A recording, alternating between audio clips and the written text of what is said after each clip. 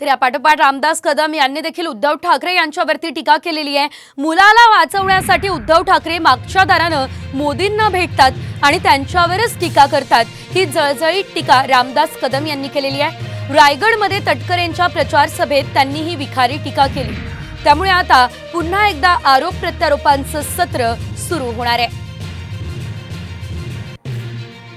पण ज्यावेळेला स्वतःच्या मुलाला प्रसंग आला बलात्काराच्या केसमध्ये आदित्यच्यावरती, त्यावेळेला गपचूप जाऊन मोदीजींना भेटले, माझ्या मुलाला वाचवा, माझ्या मुलाला वाचवा। मुलासाठी तुम्ही नरेंद्र मोदी साहेबांना जाऊन भेटताय गपचूप।